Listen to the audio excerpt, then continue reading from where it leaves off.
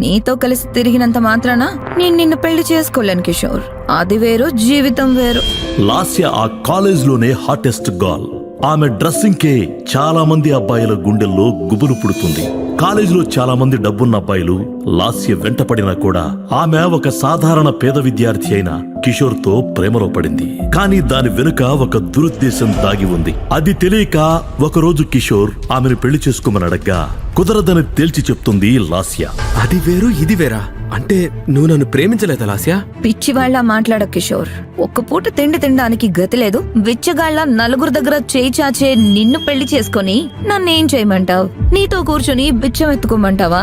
కావాలంటే చెప్పు, నీతో టైం స్పెండ్ చేస్తాను. అంతేకాని పెళ్లి గిళ్ళి అని టైం వేస్ట్ చేయకు.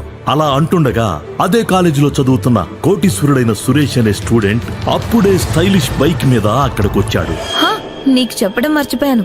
ఇప్పుడు నా బాయ్ ఫ్రెండ్ సురేష్. మన మధ్య జరిగిందంతా సురేష్ కి చెప్పాను.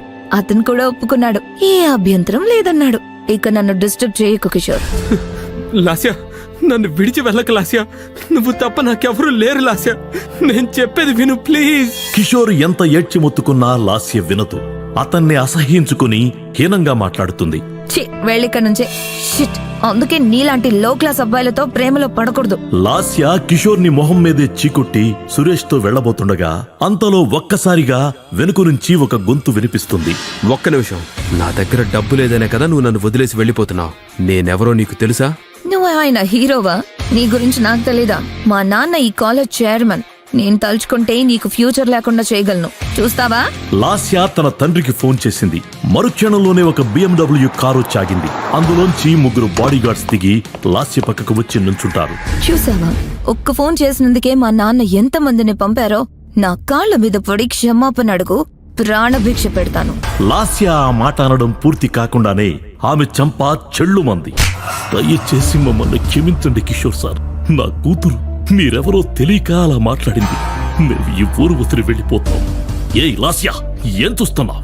ఫస్ట్ నువ్వు కిషోర్ సార్ కాళ్ల మీద పడి క్షమాపణ అడుగు. తన తండ్రి అలా చెప్పడంతో ఒక్క క్షణం బెంబేరెత్తిపోయింది లాస్య. ఈ కిషోర్ ఎవరు?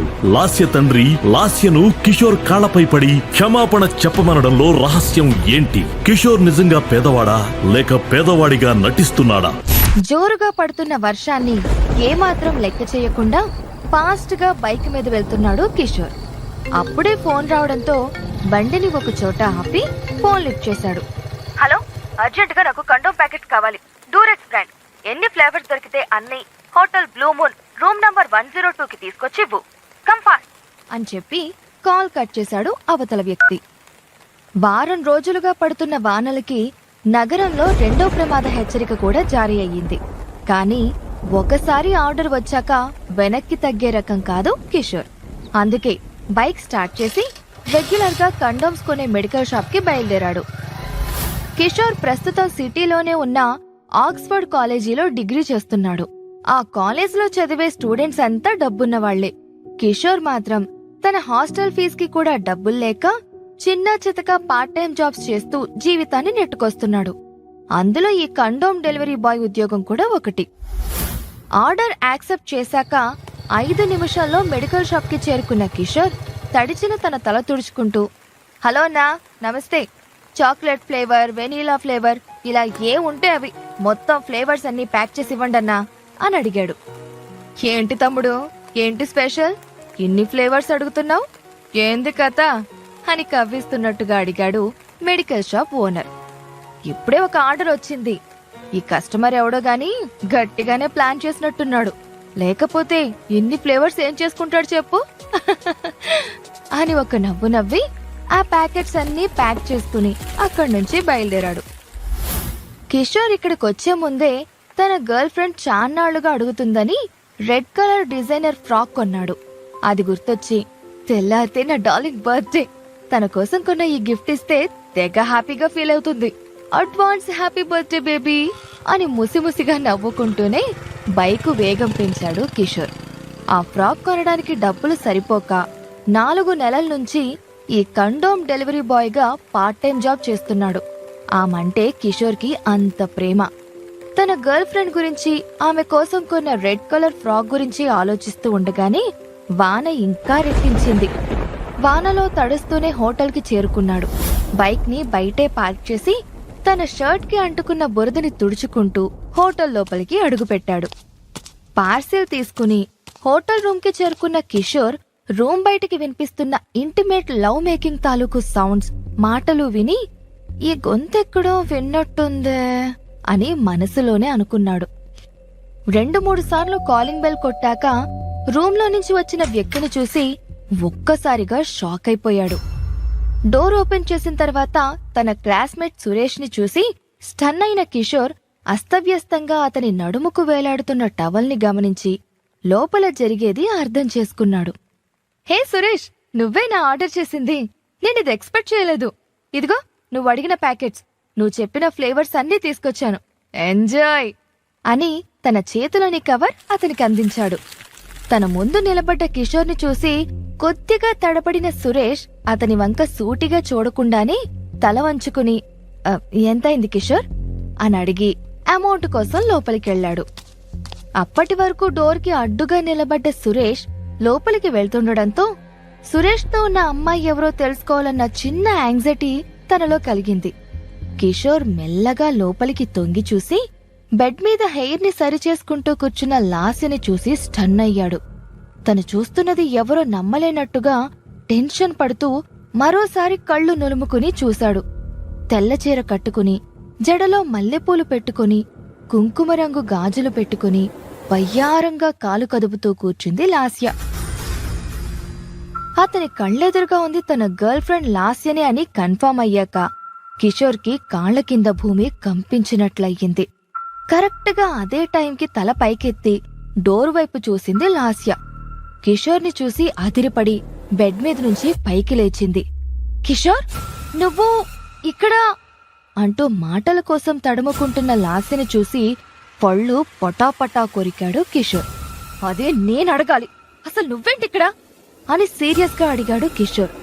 రూమ్లో అడుగుపెట్టి ఆమెకి ఎదురు వచ్చి నిలబడ్డాడు కిషోర్. లాస్యకి ఏం చెయ్యాలో, ఏమని మాట్లాడాలో అర్థం కాక 2 అడుగులు వెనక్కి వేసింది. లాస్య, ఫ్రెండ్ని కలిసొస్తానని చెప్పావు కదా, మరిక్కడేం చేస్తున్నావు? పర్సనల్ మీటింగ్ అంటే ఇదేనా అని ఆవేశంగా అన్నాడు. అక్కడ జరుగుతుంది చూస్తుంది ఏమాత్రం నమ్మలేనట్టుగా హోటల్ రూమ్ అంతా పరికించి చూశాడు. బెడ్ మీద మల్లెపూలు, గులాబీ పువ్వులు పరిచున్నాయి. గదంతా అత్తరు పరిమళం గుబాళిస్తోంది. సరిగ్గా అప్పుడే లోపల్నుంచి అమౌంట్ తీసుకొచ్చిన సురేష్ లాస్యను నిలదీస్తున్న కిషోర్ని చూశాక తనకి మొత్తం విషయం అర్థమైంది. కూల్ కిషోర్, నీ బాధ నాకు అర్థమైంది. Just relax. ఇదిగో నీ కష్టానికి నేనిచ్చే gift. Take this and leave అని కరెన్సీ నోట్స్ ని కిషోర్ మొహం మీద పొగరుగా విసిరేశాడు. సురేష్ ప్రవర్తనకి కోపమొచ్చిన కిషోర్ తన షర్ట్ కాలర్ ని గట్టిగా పట్టుకున్నాడు. ఇంతలో లాస్య ముందుకొచ్చి కిషోర్ ని గట్టిగా పక్కకు తోసేసింది. హే కిషోర్, నీకేమన్నా మతిపోయిందా? He's my boyfriend. నీలాగా పూటకి లేనివాడు కాదు. చిన్న విషయాలు కూడా మనీ అరేంజ్ చేసుకోవాలంటే ఇబ్బంది పడే రకం అంతకన్నా కాదు. He is a millionaire and he can give me anything. అర్థమైందా? సో ప్లీజ్ లీవ్ అనంది కోపంగా. లాస్య అంత పొగరుగా మాట్లాడడం కిషోర్ నమ్మలేకపోయాడు. ఆమె అంటున్న ఒక్కో మాటకి అతని గుండెల్లో గుణపొందించినంత నొప్పి కలిగింది. ఏంటి, నీకు బాయ్ ఫ్రెండా? ఇదెప్పటినుంచి లాస్య? మరి నేనెవర్ని అని కోపంగా తన చెయ్యి పట్టుకోబోయాడు. కిషోర్ నుంచి దూరంగా చెయ్యిని లాక్కున్న లాస్య, చాలా రోజుల నుంచి కాలేజీలో చేరిన కొత్తల్లో నీ అందం, ఇంటెలిజెన్స్ చూసి లైఫ్ లో ఏదో సాధిస్తావని గుడ్డిగా నిన్ను ఇష్టపడ్డాను. కాని తెలివితేటలు, అందం కన్నా డబ్బు ఎంత ముఖ్యమో ఆ తర్వాత తెలిసింది అని పొగరుగా అంది. మరి నాతో ప్రేమ అని గొంతు తడారిపోతుంటే అడిగాడు. నీ లైఫ్ లాగా నీ ప్రేమ కూడా పేదదే. నువ్వు వేసుకునే బట్టలు, నువ్విచ్చే గిఫ్ట్స్ ఎంత చీప్ గా ఉంటాయో తెలుసా? నీతో కలిసి నడుస్తుంటే నా ఫ్రెండ్స్ అందరూ నవ్వుతున్నారు. తలెత్తుకోలేకపోతే ఒక పక్క గర్ల్ ఫ్రెండ్స్, మరో పక్క గోల్స్. ఇన్ని ట్విస్టులతో కూడిన కిషోర్ లైఫ్ గురించి కంప్లీట్ గా తెలుసుకోవాలంటే మీరు నెక్స్ట్ ఎపిసోడ్స్ వినాల్సిందే. ఇంకా ఆలస్యం ఎందుకు? ఇప్పుడే డౌన్లోడ్ చేసుకోండి పాకెట్ FM.